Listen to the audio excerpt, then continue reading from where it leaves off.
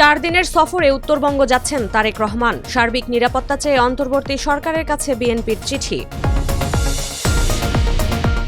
নির্বাচন ব্যবস্থাকে সঠিক পথে পরিচালিত করতে অঙ্গীকারবদ্ধ কমিশন, জানালেন ইসি সানাউল্লাহ। পর্যবেক্ষকদের জন্য সতর্কবার্তা। জাতীয় নির্বাচন অবাধ ও সুষ্ঠু করতে ভোটের মাঠে 7 দিন থাকবে আইনশৃঙ্খলা বাহিনী, স্বরাষ্ট্র মন্ত্রণালয়ের পরিপত্র জারি। যুক্তরাষ্ট্রে ব্যবসা ও পর্যটন ভিসা পেতে বাংলাদেশি নাগরিকদের জমা দিতে হবে ভিসা বন্ড, গুনতে হবে $15,000 পর্যন্ত জামানত।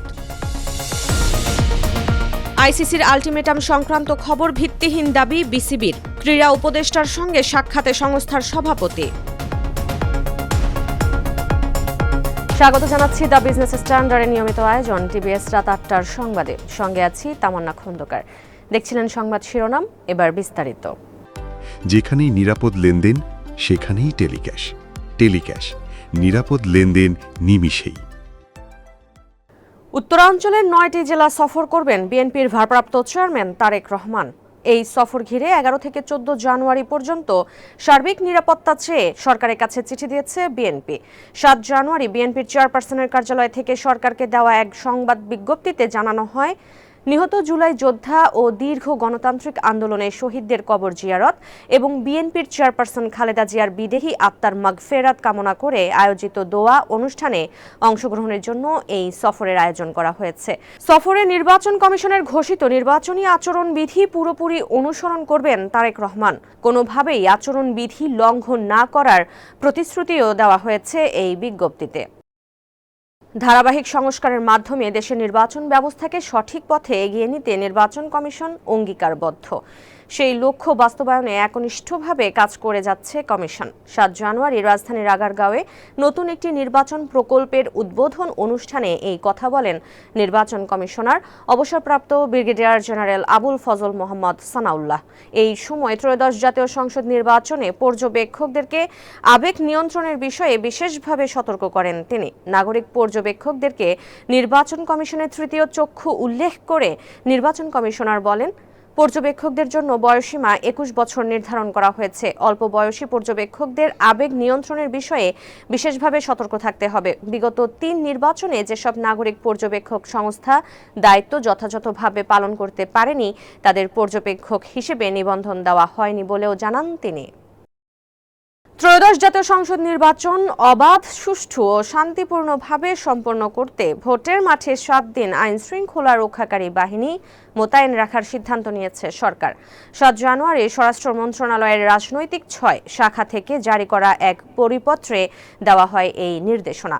পরিপত্রে জানানো হয়, ভোটকেন্দ্রিক মোতায়েন বা দ্বিতীয় পর্বের কার্যক্রম চলবে আগামী 8 থেকে 14 ফেব্রুয়ারি পর্যন্ত।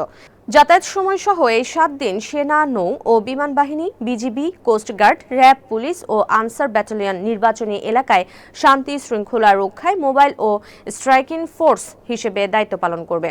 এছাড়া সচিবালয় ও রিটার্নিং অফিসারদের কার্যালয়ে সার্বক্ষণিক নজরদারির জন্য 10 থেকে 14 ফেব্রুয়ারি পর্যন্ত বিশেষ আইনশৃঙ্খলা পরিস্থিতি মনিটরিং সেল কার্যকর থাকবে বলে উল্লেখ করা হয় পরিপত্রে।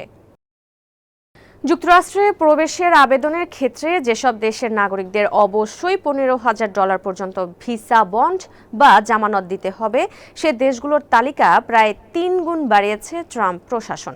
মার্কিন পররাষ্ট্র দপ্তরের ভ্রমণ বিষয়ক ওয়েবসাইটে 6 জানুয়ারি এ তথ্য জানানো হয়। গত বছরের অগাস্টে প্রথমে ভিসা বন্ডের শর্তযুক্ত দেশের তালিকায় 6টি দেশের নাম যুক্ত করে যুক্তরাষ্ট্র।